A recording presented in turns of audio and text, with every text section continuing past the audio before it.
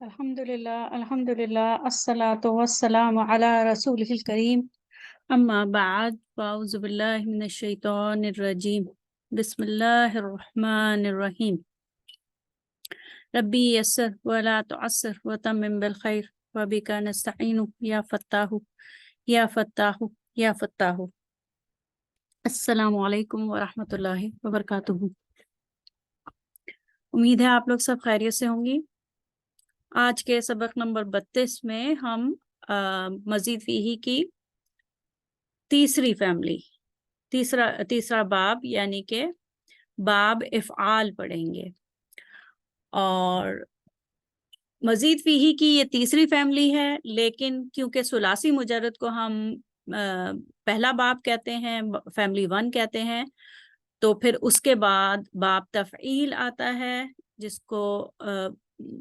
जिसमें आइन कलमा 2 दफ़ा होता है, और उसके बाद बाब मुफ़अला आता है जो हमने पिछले सबक में पढ़ा है, जाहदा युजाहिदु जिहादन। तो उसमें भी एक्स्ट्रा अलिफ होता है, लेकिन वो फ़ा और आइन कलमे के दरमियान में होता है।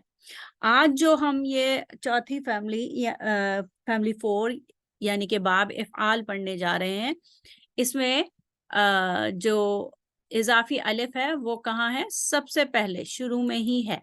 ठीक है, ये अच्छा, इसको बाब इफ़आल भी कहते हैं, बाब अफ़अला भी कहते हैं। क्यों बाब इफ़आल? इसलिए कहते हैं क्योंकि इसका मस्दर जो है वो इफ़आलन के वजन पे आता है। मस्दर जो है इफ़आलन के वजन पे आता है, और जो माजी का सीगा है, पास्ट टेंस फॉर्म है, वो अफ़अला के वजन पे आती है। ठीक है, इसलिए हम इसको बाब इफ़आल भी कह सकते हैं और बाब अफ़अला भी कह सकते हैं। अच्छा, हम करेंगे वही जिस तरीके से हम बाकी अब्वाब को पढ़ रहे हैं, कि हम वही जो सर्फ सगीर मुतय्यन हो गई है उसी पैटर्न पे हम उसी तरीके पे हम चलेंगे कि हम सबसे पहले फ़ेल मादी मालूम जो एक्टिव फॉर्म होती है, ठीक है, पहले मादी मालूम और फिर मुदारे, फिर मस्दर और फिर इस्म फ़ाइल, और फिर उसी तरीके से दूसरी लाइन में जो पैसिव मजहूल के सीगे होते हैं। मजहूल के सीगे इसलिए होते हैं कि उसमें फ़ाइल का पता नहीं होता, बल्कि मफ़ूल का तस्करा होता है जिस पे काम हुआ हो। उसके बाद तीसरी लाइन में हम आपको पता है कि फ़ेल अमर जिस फ़ेल नाही और इस्म ज़र्फ वो पढ़ते हैं। तो ये देखिए, ये इस तरीके से ये औज़ान है इस बाब के। फ़अला यफ़अलु करना, कोई फ़ेल अंजाम देना, ठीक है, तो उसका जो मादा है वो फ़ा, ऐन और लाम है। इसी मादे से सारे औज़ान सबसे पहले हम जो औज़ान बताते हैं वो इसी मादे से बताते हैं, फ़ा, ऐन और लाम से। तो अब इसमें देख लीजिए कि जो फ़ेल मादी है, पास्ट टेंस है, इसमें सबसे पहले ये जो हमजा आ रहा है, अलिफ और हमजा जो है वो एक दूसरे के मुतबादिल होते हैं। ठीक है, अरबी में लिखने में भी और ग्रामर में। तो ये जो अलिफ लिखा दिख रहा है, ये हमजा कतई है। हमजा कतई ये है कि ना पढ़ने में और ना ही लिखने में कभी इसको गिराया जाएगा।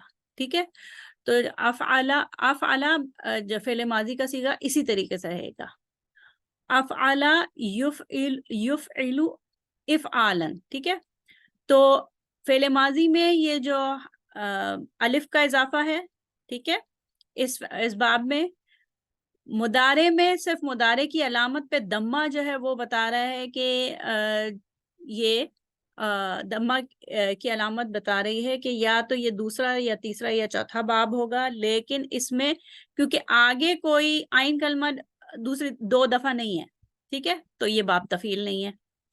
इसी तरीके से युजाहिदु की तरह अलिफ नहीं है, तो ये तीसरा बाब नहीं है, बल्कि यहाँ पे क्या है कि मुदारे की अलामत पे दम्मा है, और उसके बाद जो फर्स्ट लेटर है और उसके बाद सेकंड लेटर यानी कि आइन कलमा, सेकंड लेटर को जो दूसरा हर्फ होता है उसको आइन कलमा भी कहते हैं, तो आइन कलमे पे कसरा है।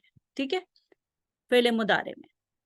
تو افعلا یفعلو، پھر افعالن کے وزن پہ اس کا مصدر آتا ہے، اور سارے جس طریقے سے ساری مزید فیہی کے سارے ابواب میں جو اسم فاعل ہوتا ہے، اسم مفعول ہوتا ہے، اور اسم ظرف جو ہوتا ہے، ان سب میں شروع میں منہ آتا ہے، منہ کی آواز آتی ہے، میم پہ دمہ.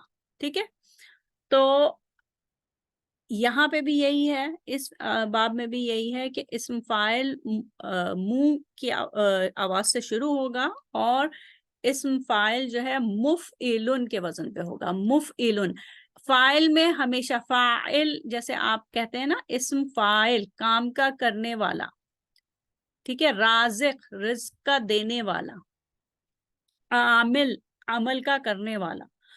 تو جو فاعل میں یہ دیکھیں آئین کلمے پہ جب ہم فاعل کہتے ہیں تو آئین کلمے پہ کسرہ ہوتی ہے. یہ فاعل کا اسم فاعل کا وزن فاعلن جو ہے وہ ثلاثی مجرد میں ہوتا ہے، لیکن یہ آئین کلمے پہ جو کسرہ ہے یہ تقریباً ساری فیملیز میں ہوتا ہے، سارے ابواب میں آئین کلمے پہ کسرہ اسم فاعل میں ہوتا ہے.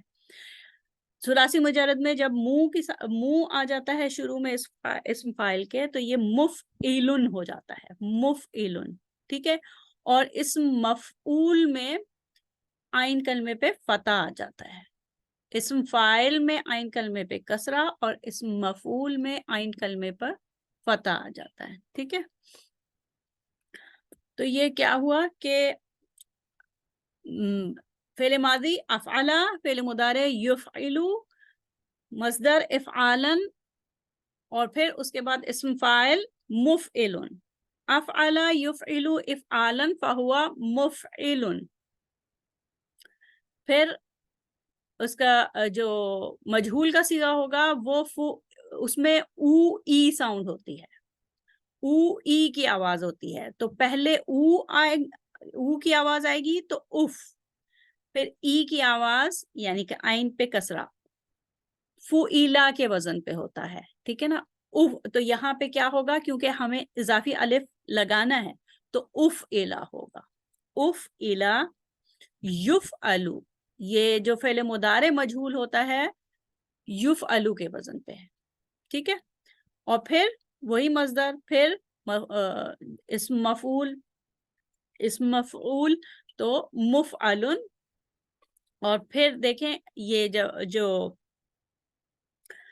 فعل امر کیسے بنتا ہے، آپ کو یاد ہوگا کہ اس میں ہم فعل مضارع کا انتا کا صیغہ لیتے ہیں، تو ہم اس کو سمجھ لیتے ہیں کہ یہ یہاں پہ یا نہیں ہے بلکہ تا لکھا ہوا ہے، تفعلو.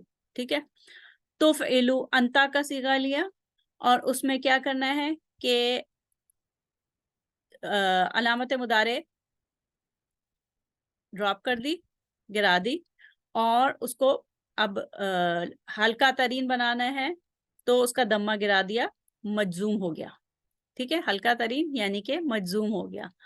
اب اس کو پڑھا جا رہا ہے، نہیں پڑھا جا رہا کیونکہ شروع میں ہی سکون ہے. کیسے پڑھیں گے؟ تو اس کو پھر کیا کرتے ہیں، اس باب میں کیا کرتے ہیں کہ ایک اضافی الف لگاتے ہیں، لیکن وہ الف جو لگاتے ہیں وہ حمزہ قطعی ہوتا ہے. حمزہ قطعی کو الف کے اوپر جب آپ کو حمزہ دکھتا ہے تو وہ حمزہ قطعی ہوتا ہے، وہ نہ پڑھنے میں نہ لکھنے میں کبھی بھی اس کو ڈراپ کرتے ہیں، اس کو گراتے نہیں ہیں. ٹھیک ہے، تو یہ کیا ہوا، افعل. ہمیشہ اس باب میں فعل امر میں جو اضافی حمزہ ہوگا اس پہ فتح ہوگا، افعل. ٹھیک ہے، افعل. اور پھر اسی طریقے سے اگر آپ اس کو نہ ہی بنائیں تو پھر وہی انتا کا صیغہ لیں گے. اس میں انتا کا صیغہ لینے کے بعد آپ نے کیا کرنا ہوتا ہے کہ صرف اس کو مجزوم کرنا ہوتا ہے، ہلکا ترین کرنا ہوتا ہے، اور اس کے بعد اس کے آگے لا لگانا ہوتا ہے فعل نہ ہی بنانے کے لیے. تو کیا بنا، لا تفعل، لا تفعل. ٹھیک ہے، یہ ہو گیا.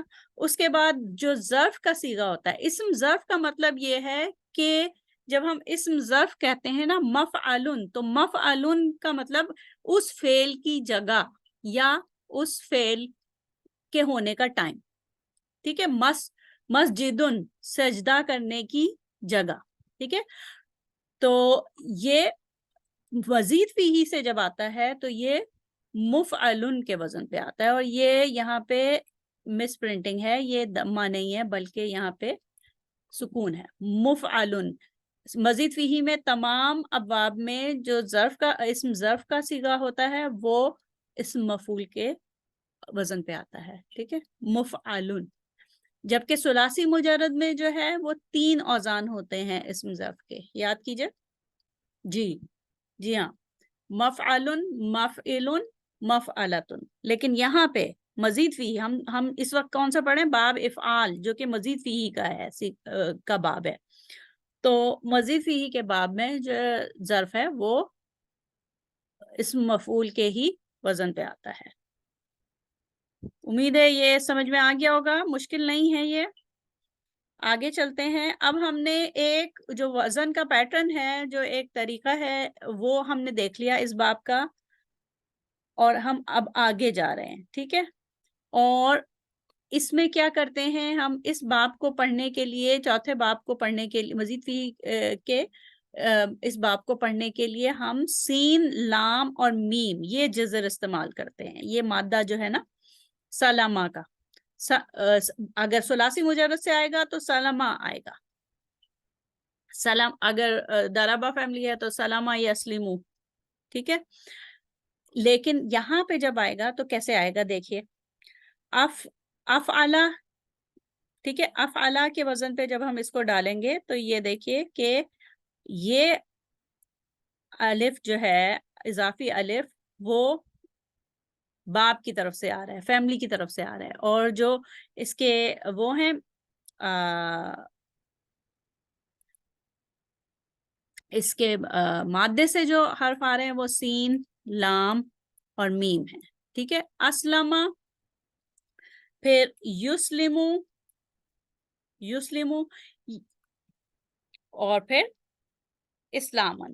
افعلا یفعلو افعالن, افعلا یفعلو افعالن.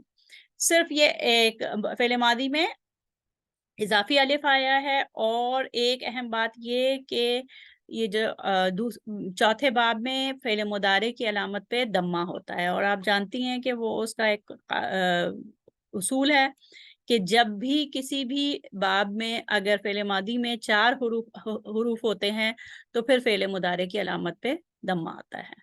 ٹھیک ہے, اچھا اب ہم آگے چلتے ہیں. اس کو میں مٹا دوں تاکہ ہم آگے چل سکیں. اور تین صیغے آپ نے کر لیے کہ پچھلی سلائیڈ پہ 3 صیغے ہو گئے, اسلمہ, یسلمو, اسلامن, یعنی کہ فعل ماضی, فعل مضارع اور مصدر. اب کیا ہے, مسلمون, اسم فاعل مفعلن کے وزن پہ. ٹھیک ہے, اسلمہ یسلمو اسلامن فہوا مسلمون. اس کے بعد جب دوسری لائن میں جائیں گے, دوسری صف میں جائیں گے, اس میں کیا ہے, مجہول کے صیغے ہیں, ماضی مجہول.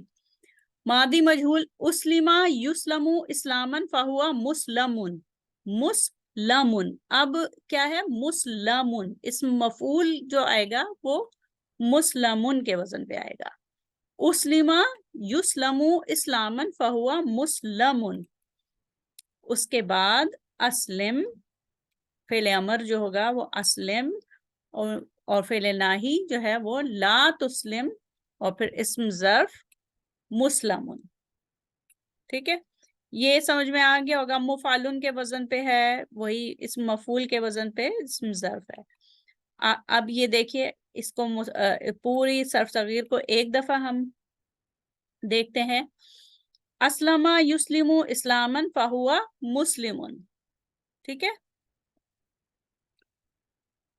اسلمہ اپنے آپ, اپنے ارادے کو, اپنے آپ کو کسی کے سپورٹ کر دینا. تو اس نے سپورٹ کر دیا, وہ سپورٹ کرتا ہے. اسلامن اس کا مصدر, تو وہ اپنے ارادے کو اللہ تعالیٰ کے سپورٹ کر دینا, تو وہ مسلم ہے. ٹھیک ہے, تو وہ مسلم ہے. اسلمہ یسلمو اسلامن فہوا مسلمون, اسلمہ یسلمو اسلامن فہوا مسلمون. ٹھیک ہے, الامر منہ اسلم و ناہی عنہ لا تسلم، لا تسلم، یہ دیکھیے گا کہ اس کے نہیں کا صیغہ جو ہوگا وہ دمہ کے ساتھ ہوگا، کیونکہ وہ فعل مضارع سے بنا ہے، انتا فعل مضارع انتا کے صیغے سے، اور اس کے فعل مضارع میں دمہ ہوتا ہے. ٹھیک ہے. لا تسلم والظرف منہ مسلم. ایک دفعہ پھر اس کو میرے ساتھ پڑھیے، پاز کریں ویڈیو کو اور اس کو 3-4 دفعہ کم از کم دہرائیں.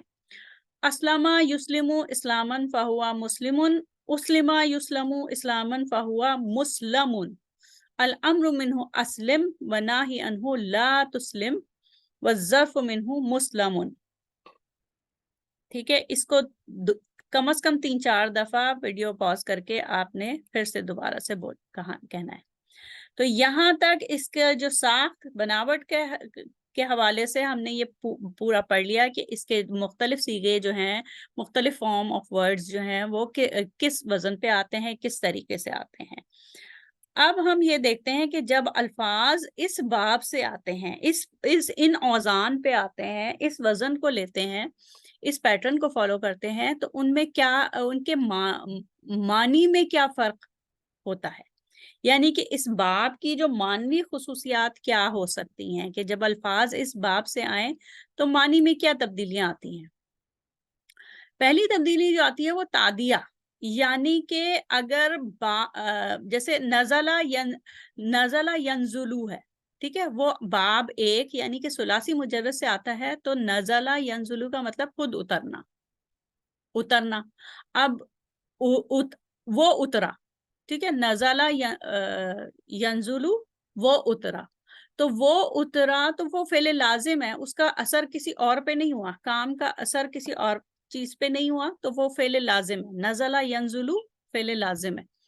لیکن جب یہی نون زا اور لام یہ اس باب سے آتے ہیں، باب افعال سے آتے ہیں، تو یہ ہوتا ہے انزلہ ینزلو. انزلہ ینزلو، جب انزلہ ینزلو ہوتا ہے تو اس کا مطلب ہے اس نے اتارا. کیا اتارا؟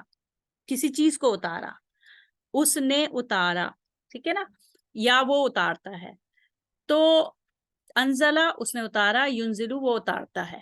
تو اب کسی چیز کو اتارتا ہے تو اس میں کیا آ گیا؟ تعدیہ آ گیا، یعنی کہ ٹرانزٹیوٹی آ گئی.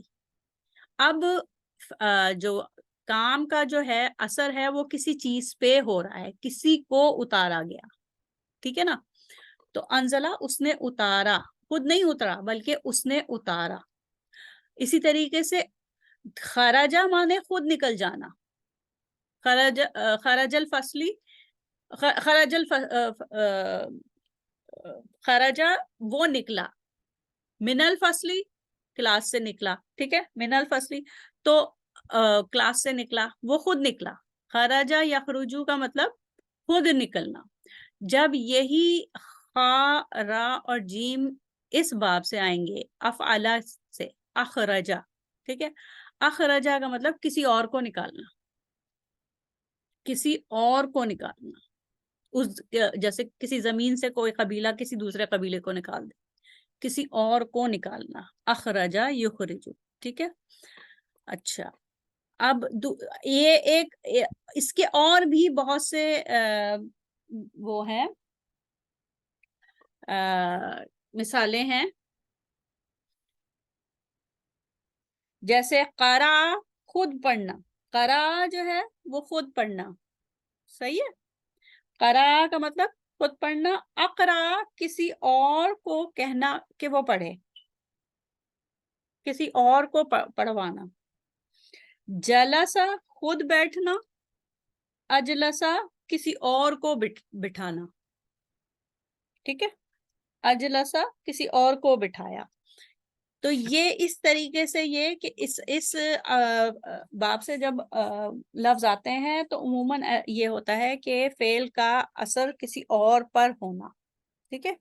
اس کے بعد ابتدا.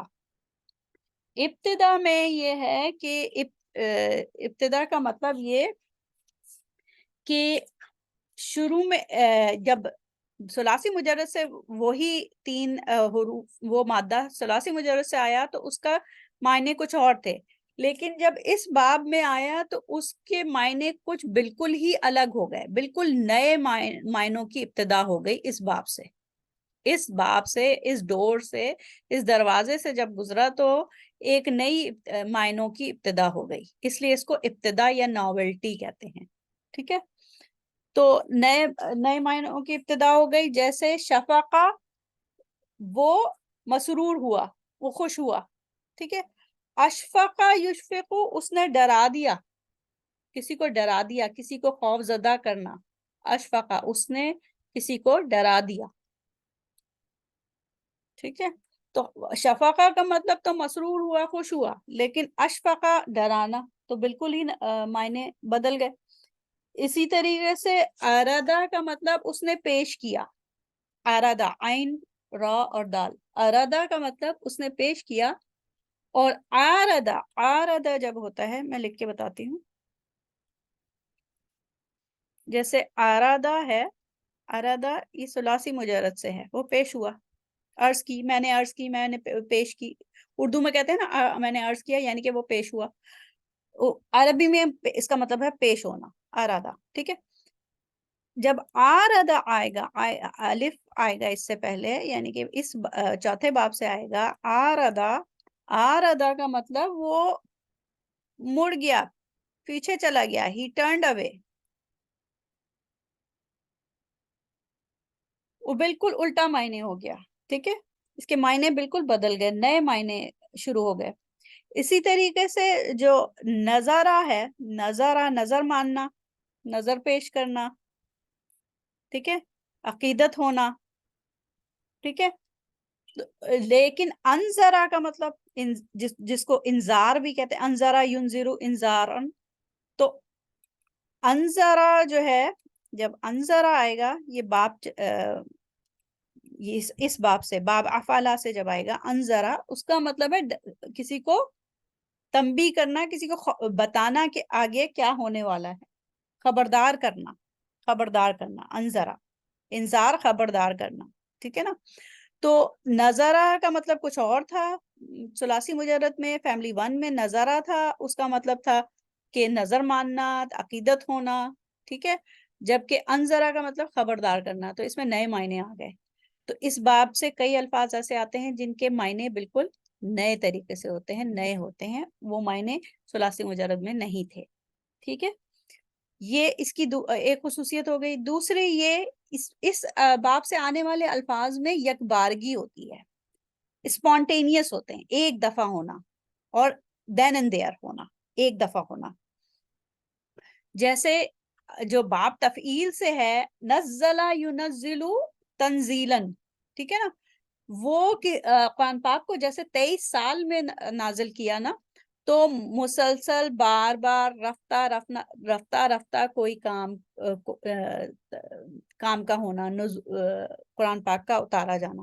لیکن انزل ینزل، ایک ہی دفعہ میں، ایک ہی دفعہ میں کسی چیز کو اتارا، کسی، جیسے انزل ینزل آپ کو اس میں ملے گا سورہ قدر میں، وہ اس لیے کہ اس میں کہتے ہیں جو علماء اس میں ایک دفعہ کا اترنا ہے، یعنی کہ جو لوح محفوظ میں قرآن تھا، وہ ایک دفعہ میں 7ویں آسمان سے آسمان زمین پہ ایک دفعہ میں آ گیا، یعنی کہ انزلہ ینزلو۔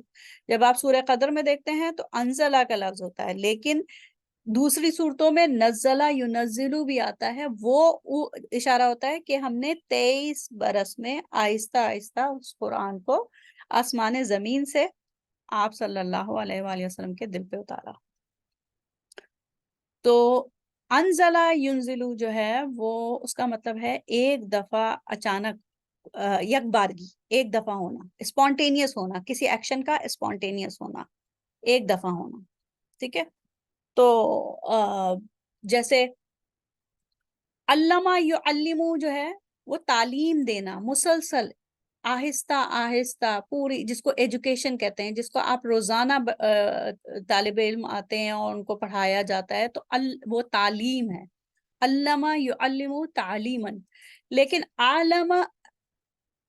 علامہ یعلمو ہوگا تو کسی کو خبر پہنچا دینا، جیسے کسی کو خبر پہنچا دینا، اس میں وہ علم کو مسلسل دینے کا عمل نہیں ہوگا. عالم یعلم، کسی کو ایک دفعہ کسی بات کی خبر پہنچا دینا. اچھا، اب جو ایک اور خصوصیت ہے وہ ہے مبالغہ اور تکثیر. مبالغہ اور تکثیر جو ہے وہ یہ ہے کہ جب کسی فعل کے معنوں میں اس کی شدت میں اضافہ ہو جائے اور اس کے وہ بار بار کئی بار بہت دفعہ ہو تو اس کو مبالغہ اور تکثیر کہتے ہیں. مبالغہ اس کو کہتے ہیں جس کے کام کے شدت میں بے پناہ اضافہ ہو جانا، شدت کا بہت زیادہ بڑھ جانا، اور تکثیر اس کثرت سے ہونا کام. تو جب اس کی کیا مثال ہے کہ شغلہ، ہاں شغلہ یعنی کہ مشغول، میں نے اس کو مشغول کیا. اشغلتہ، میں نے اسے بہت زیادہ مشغول کر دیا. ٹھیک ہے، تو اس میں مبالغہ ہے. اس کی اور بھی مثالیں ہیں، ہم انشاءاللہ اور جو مثالیں ہیں وہ ہم اگلے سبق میں ہم انشاءاللہ پڑھتے ہیں. یہاں پہ سبق کا اختتام ہوتا ہے. یہ کچھ خصوصیات آپ نے پڑھ لی ہیں، اس کی ہم ان سب کی مزید انشاءاللہ اگلے سبق میں ہم خصوصیات الگ الگ بھی پڑھیں گے. تینوں باب جو اب تک ہم نے پڑھے ہیں، دوسرا، تیسرا اور چوتھا باب، تفعیل، مفعلہ اور افعال، انشاءاللہ. تو یہاں پہ سبق کا اختتام ہوتا ہے. اس کے بعد جو ہے مشق ہے. مشق میں آپ نے کرنا یہ ہوگا کہ جو لائیو سیشن ہوگا اس میں آپ آئیں گی تو آپ نے اس صرف صغیر کی مشق کرنی ہے. کیسے؟ جیسے یہ مادہ آپ کے سامنے ہے نزلہ، تو آپ نے اس کو پوری اس کی صرف صغیر، انزلہ ینزل انزالا فہوا منزل، انزلہ ینزل انزالا فہوا منزل، الامر منہ انزل وناہی عنہ لا تنزل والظرف منہ منزل. اس طریقے سے اخرجہ یخرج اخراجا فہوا مخرج، اخرجہ یخرج اخراجا فہوا مخرج، اخرجہ یخرج اخراجا فہوا مخرج، الامر منہ اخرج وناہی عنہ لا تخرج والظرف منہ مخرج. مخرج ہم کہتے ہیں نا کہ کسی چیز سے ایگزٹ کو کہتے ہیں مخرج، کسی چیز سے نکلنے کا راستہ، تو مخرج تو اسم ظرف. ٹھیک ہے، تو یہاں سے یہاں پہ سبق کا اختتام ہوتا ہے بالکل اسی طریقے سے جیسے میں نے آپ کو جس طریقے سے میں نے بتایا کہ آپ نے نزلہ اور خراجہ کی صرف صغیر اس باب افعال میں کرنی ہے. بالکل اسی طریقے سے آپ نے یہ جو سارے جزر ہیں ان کی بھی کرنی ہوگی انشاءاللہ. کوئی سوال ہو ذہن میں تو لائیو سیشن میں پوچھ لیجئے. دعا کے ساتھ سیشن ختم کرتے ہیں. سبحانک اللہم و بحمدک، نشہد ان لا الہ الا انت، نستغفرک و نتوب الیک. السلام علیکم ورحمۃ اللہ وبرکاتہ.